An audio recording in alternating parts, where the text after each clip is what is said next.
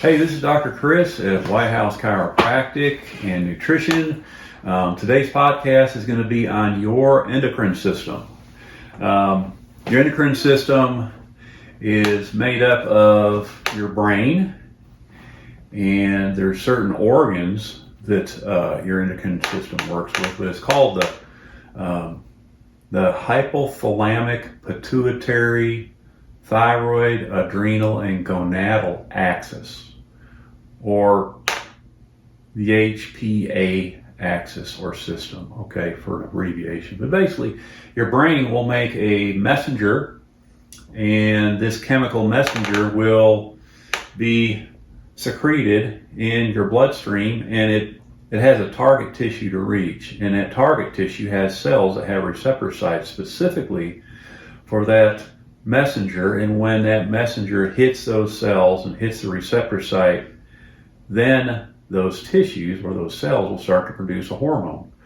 And so the part of the brain, which would be the hypothalamus and the pituitary, along with the organs, make up the endocrine system. So there's so much research on the endocrine system, and you can even get the most latest information, and it's still outdated.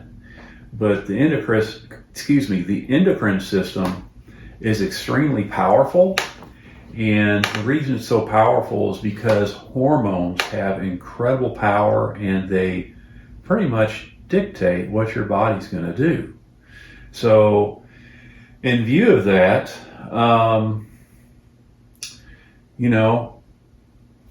the way these hormones work is, or the way your body knows how to make them and how much and what timing, is there's something called a negative feedback loop. And so it's kind of like your thermostat at your house. When you turn the heat on, what happens is it gets warmer, and then you've got a thermostat, and when that temperature gets to a certain point, it shuts the heat off. Okay, so that's called a negative feedback loop. Your hormones work the same way, and so what will happen is say growth hormone or insulin, any number of hormones will get produced in the body, and your hypothalamus actually has a way of sensing that hormone inside your bloodstream, the concentration. And so that negative feedback loop is really critical for your body to be able to control everything, its internal environment, and to help it adapt.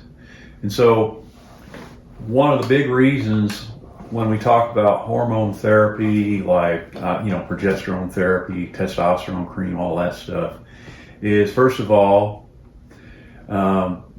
it's important to make the right chemical compound that will secrete the specific hormone your body needs to regulate its environment. But additionally, it has to take the proper pathway. So a lot of people will put it on their skin or run it through their digestive tract, and that really is not how they work. They go through the bloodstream. And so it's a signaling system. And so what will happen is somebody will take a hormone, and the endocrine system is completely out of the loop. And so what happens is, while you're giving that artificial hormone boost to your body, your hypothalamus senses that, and it says, hey, we don't need to make any more testosterone, or we don't have to make any more growth hormone or thyroid hormone. And so you're basically taking your health out of the innate endocrine system and just putting it in somebody's guess on what your body needs. And so that's why hormone therapy, just in my opinion, does not make sense. But there's some things that you can do to help control this powerful system. Okay, so a couple of hormones that we can go over just to give you an idea how powerful they are. The thyroid hormone, and again, the hormone and the pituitary work together to create a releasing hormone that stimulates the thyroid cells to secrete T3 and T4. And so these hormones regulate the rate that your body uses calories. So that's your energy.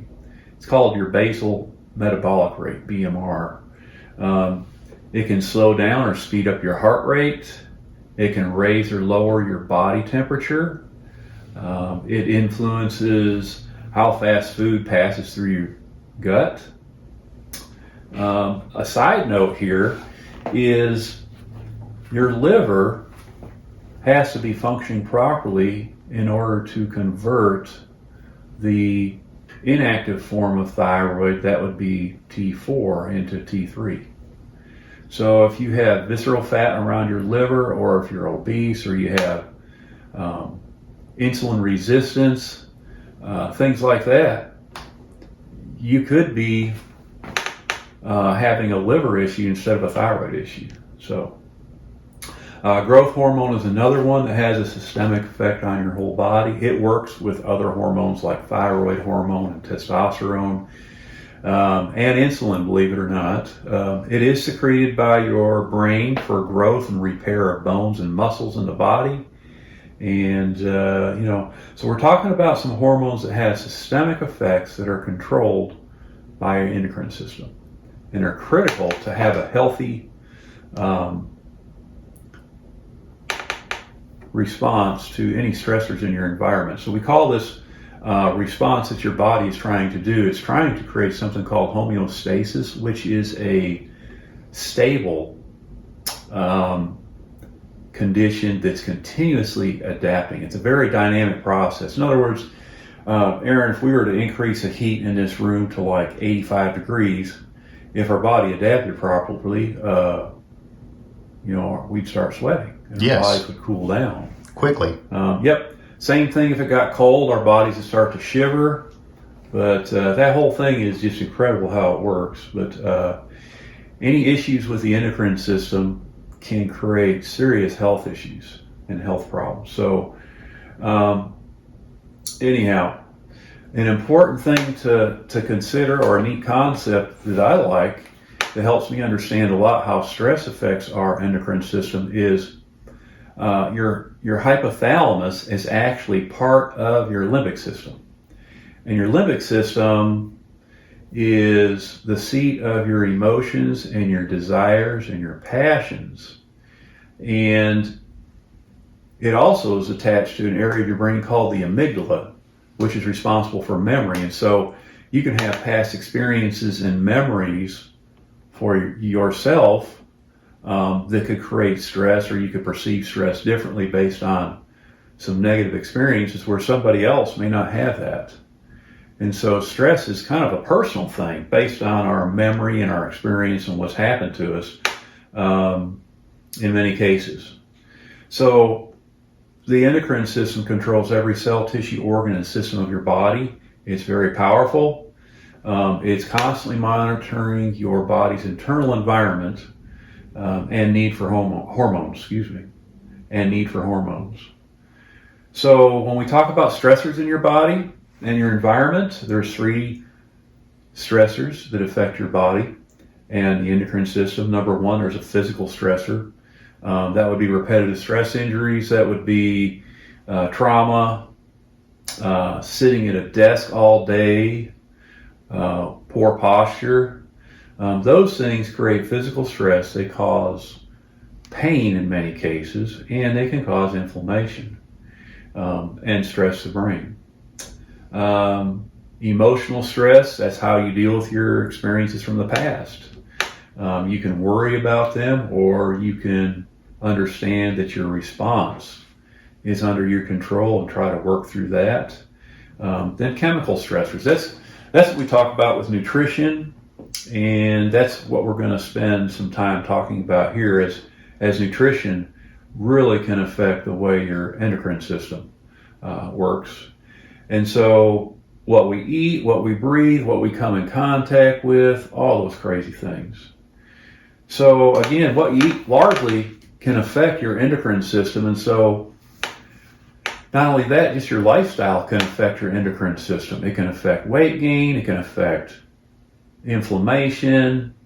In fact, A disrupted endocrine system is a gateway to many diseases in our life, okay?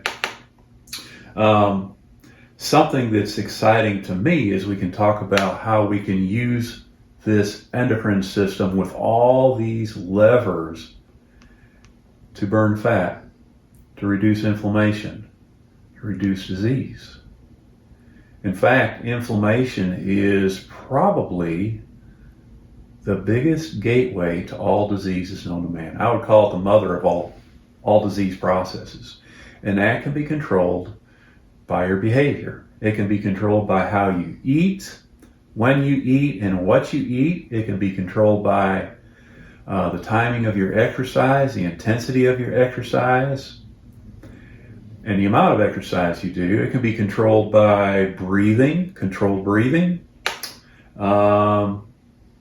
It can be controlled by how much water you drink, how well your body digests its food, and of course, protein, carbohydrates, and fats. There's a right proportion that you need to eat, and there's a right time. Also, not eating can create some really nice benefits for you. So this is really interesting to me.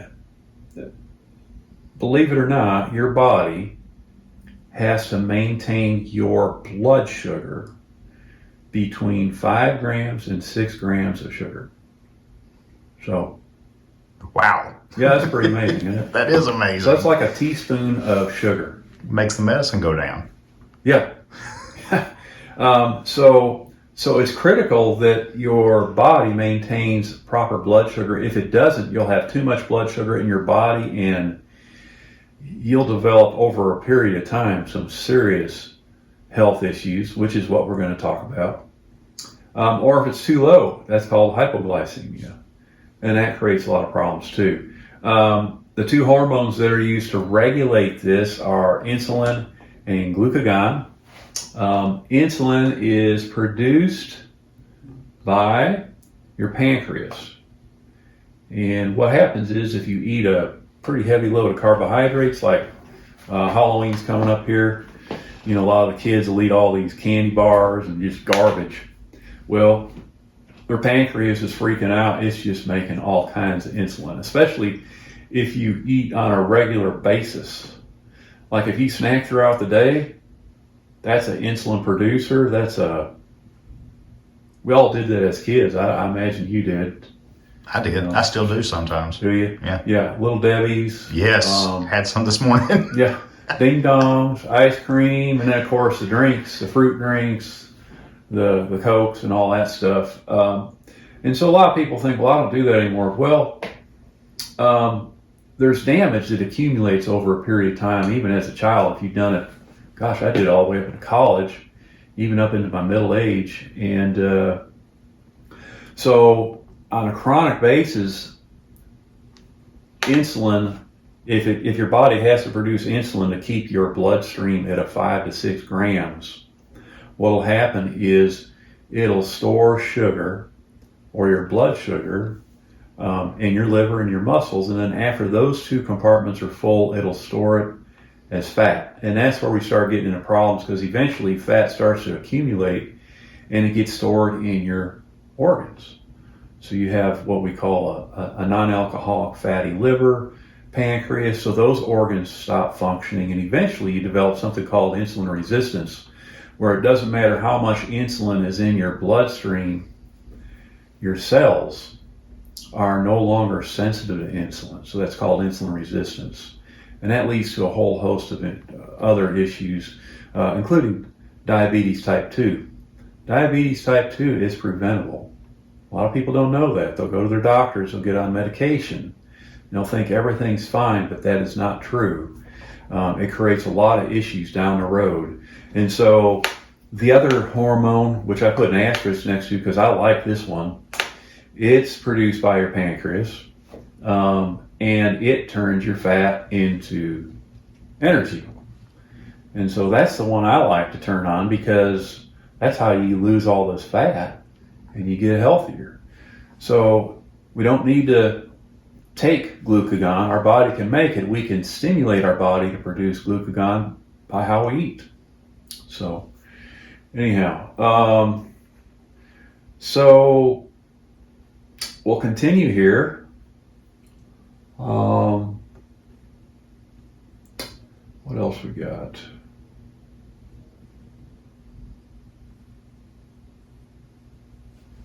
I've gone over a lot of this. Oh, okay. I'm going to cut it, make sure. Okay. Okay. Then I had something that, oh yeah, here it is. Okay. So, are we ready? Yes. Action. Wait a second. Action. Okay, so here's a textbook right here that I spent a lot of time studying in chiropractic school, and I still read. It's called Guyton's Textbook of Medical Physiology, and it's got about 1,000 pages. But this is considered the Bible of how physiology works. And the endocrine system is all physiology. That's how it works. But it talks about in Guyton's Physiology factors that stimulate or inhibit the secretion of growth hormone. So I thought I would put growth hormone out there because that's what everybody wants. At least that's what everybody's all about. And testosterone is another one. But remember this, you got to have the right stimulus, okay? Instead of just injecting it or putting it in your bloodstream or putting it on your skin. So a decrease in blood sugar will increase growth hormone. What does that mean? Well, if you watch your junky, crappy carbs and eat good carbs, say vegetables that have good amount of fiber in them, have a good net carb index with them. In other words, if you look at the total carbs in a certain amount of the vegetable and you subtract the amount of fiber in there, that's called net carbs. You want like cruciferous vegetables. Those are the type of veggies and those are the type of carbs that you can get away with if you're eating adequate protein and the right amount of fat. But you can actually cause your body to increase growth hormone by decreasing your body's blood sugar. That's a choice you can make. Fasting versus fed state. So if you're somebody that eats snacks all day, throughout the day, say 12, 14, 16, 18 hour window, growth hormone's not going to be anywhere. Insulin's going to be calling the shots, and that's pro-inflammatory, that's pro-disease, that's pro-obesity, and it's pro-diabetes. But if you're somebody that decides to cut back on your snacking, no snacking and eat 3 meals a day in a 6 to an 8 hour window, growth hormone's going to come around for you. Okay? So this is a big one here for the weightlifting people, including myself. I enjoy hitting the gym. A lot of the weightlifters like to be fed all the time. You know, you got to get lots of protein in your body before the workout. You got to have a post-workout shake, all that stuff. So based on Guyton's Physiology, a protein deficiency will increase growth hormone. So that makes sense, really. So what we're saying to do is don't load up on a ton of protein. What we're saying is take adequate amounts of protein. Okay, so that would be a 0.5 gram per pound of lean body mass. So say, you know, if you weigh 200 pounds and you got 10% body fat, that'd be pretty good. But you'd have 180 pounds of lean body mass. So you would take a 0.5 gram per, you know, pound of lean body mass. I gave myself a tough math question there. That'd be 190 pounds times 0.5. Do the math. Anyhow, so another thing is, if insulin is high, growth hormone's not going to be very high. So we got to learn how to control insulin. Other things that we can do is exercise. If you exercise intensely, we call it high intensity interval training, and combine that with fasting, you will raise your growth hormone levels, especially if you're not eating a lot of carbs. You want to eat a lot of fat. The other thing is timing of your exercise. There's something called variable output exercise. A mentor of mine, Dr. Don Klum, coined this phrase. And so what he talks about is challenging your body by doing different types of exercises. So you would do cardio one day, then you do resistance training another day with weights, and then you do high intensity. And those are things that really stimulate growth hormone and cause your body to adapt and burn fat. The other thing is if you get deep sleep, it's the first 2 hours of deep sleep. That is where growth hormone is produced in the greatest quantities. If you're not sleeping, if you're stressed out, that won't happen. So, the other thing we talked about is your stress levels, physical, emotional, and chemical stressors. If you lead a lifestyle where you're burning the candle at both ends, and you're eating a large eating window, and you're snacking, and you've got a lot of stress in your life, growth hormone is going to be low, testosterone levels will be low, progesterone levels will be low, insulin will be high, and your body will be storing fat, and you'll be headed towards inflammatory diseases. And so what I want to teach my patients and my listeners out there is that you can control this process. And a lot of people will call it inflammaging. It's really not aging, but it's inflammation. And so the vast majority of people that I talk to do not want to take drugs, do not want surgery. And so in many cases, people are procrastinating on their health. They're waiting for a crisis to take place, like say a stroke, a heart attack, diabetic, incident, where they have to go to the hospital and they're forced to do things they never want to do in the first place, when it's really easy to address these problems, your health problems, by leveraging your endocrine system, using hormones. And so there's a program that I've started doing. I've done it for the last 3 months. I've lost almost 50 pounds with it. And I haven't been a workout monster. I haven't been running. I have used hormones in my endocrine system to get healthier, to lose the weight, to keep my insulin levels down, to increase my growth hormone and my testosterone levels to where I feel fantastic. Okay. And so if that's something that you want to learn about, or is that something you want more information about, share this with somebody first, but reach out and contact us. And we're going to start a program here that's going to really support what we do with chiropractic care, because chiropractic works with your nervous system, and so does this insulin-friendly living lifestyle. It works with the endocrine system. So you have two of those. That's like a huge 1-2 punch to get your health back. And so this is Dr. Chris at White House Chiropractic and Nutrition. Thank you for watching. If you have questions, just contact the office. Thank you.